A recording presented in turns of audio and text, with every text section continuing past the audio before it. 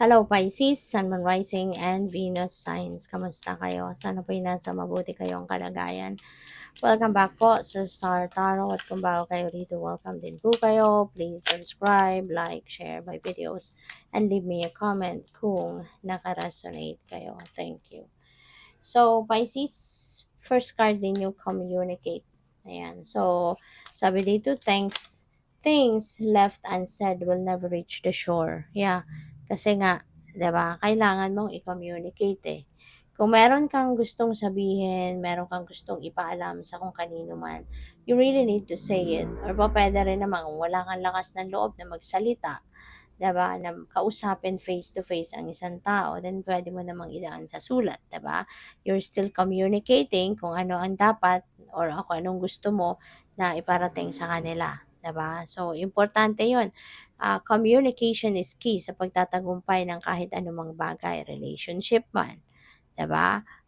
Sa partner mo, sa kapamilya mo, kung meron kang business, 'di ba? Communication is also a big part of it kasi paano ka makikipag-transaction, 'di ba? Yung mga ganyan. Kaya always make sure, na you will be able to express kung ano man ang ibig mong sabihin.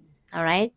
Self-care, maaari ng iba sa inyo Pisces pagod na, napapagod, nai-stress, kaya kailangan ninyo na alagaan ang inyong sarili. Diba? This is panawagan sa inyo na it's about time na for you to do some kind of pag-aalaga sa inyong sarili. Pagkain ng maayos, masustansya, make sure na nakakapagpahinga ka, make sure na nakakatulog ka, nakakakuha ka ng magandang tulog. Kasi during sleep, no, that's when our body repairs. That's when our body recuperates. Diba? Kaya napakahalaga din ng tulog. Yung ganun. Okay? Mag-meditate ka paminsan para mag-ground mo yung sarili mo, mawala yung mga mind chatter mo, magkaroon ka ng clarity of mind. Okay? So, parte yan ng pagsa-self-care.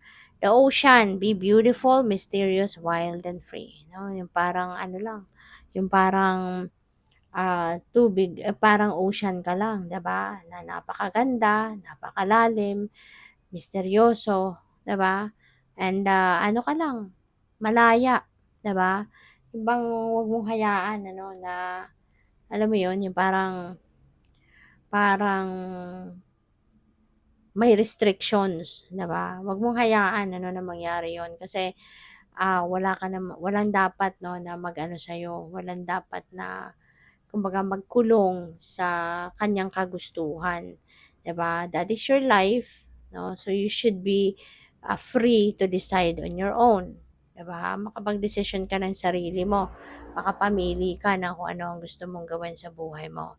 Although sometimes okay din naman na nakakapakinig tayo ng perspective ng iba, ng advice ng iba, pero hindi ibig sabihin din nun na kung ano yung opinyon ng iba, kung ano yung advice nila, yun talaga ang gagawin mo, 'di ba? Ikaw pa rin ang may last say, no? Ikaw pa rin ang magdedesisyon kung susundin mo sila or hindi, 'di ba?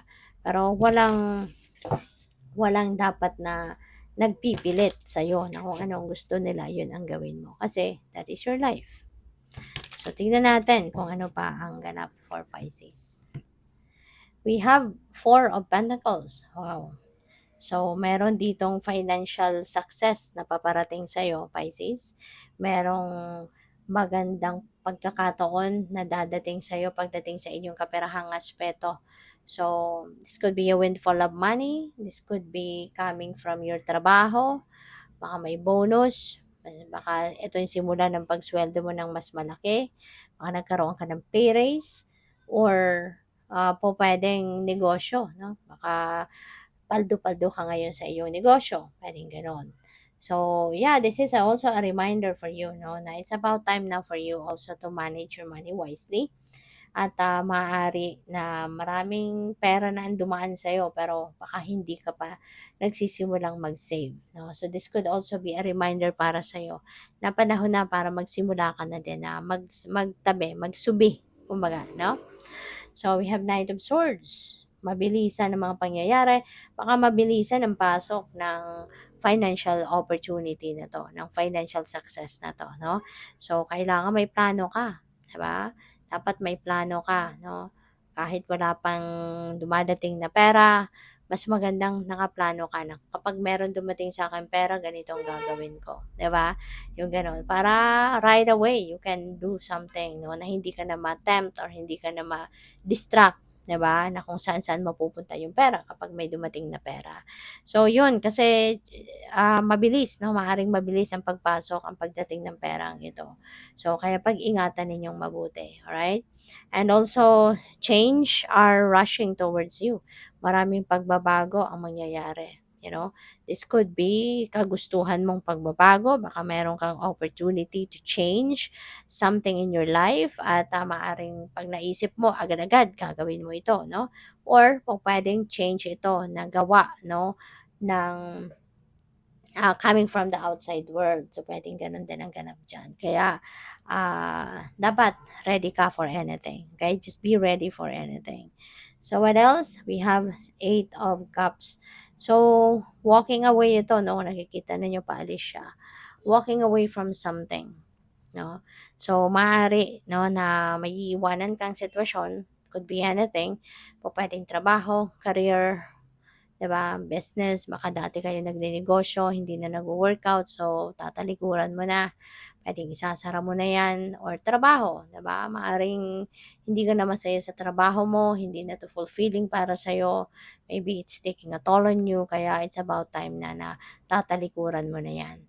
Or puwedeng relationship, 'di ba? It's maybe suffocating na, maaaring hindi na healthy ang samahan ninyo ng inyong person, kaya yon, maaaring magdedesisyon ka na iwanan mo na yung person mo, tatalikuran mo na yung relationship mo, so puwedeng gano'n, 'di ba? Pero yun nga 'no, kailangan mo dito ng lakas ng loob, tibay ng dibdib, and maybe you are having that kasi alam mo na 'no, na hindi na 'to healthy para sa'yo, hindi na 'to yung gusto mo, hindi ka na masaya. Hindi na 'to yung parang hindi ka na alam mo yun, yung alam mo sa sarili mo na this is na no longer mine, this is not my place anymore. Kaya magdedesisyon ka na even though mahirap para sa'yo, pero mas pipiliin mo ngayon yung ikakabuti mo, 'no? Mas pipiliin mo kung ano yung best para sa'yo, 'no? Kaya ito na yung gagawin mo. So, pupuwedeng magta-travel ang iba sa inyo rito. Maybe you are relocating, baka kayo ay maglilipat ng trabaho somewhere, ibang lugar naman, 'no, away from kung saan ka manggagaling. Kaya siguro 'yun ang travel mo. So, you're definitely going to move somewhere else, 'no? Kaya po puwedeng bagong lugar ang pupuntahan mo rito. Maybe you're going to travel in a different country or different province, different city, 'no, to start a new life. So, good luck. Thank you for watching. Love and light. Namaste.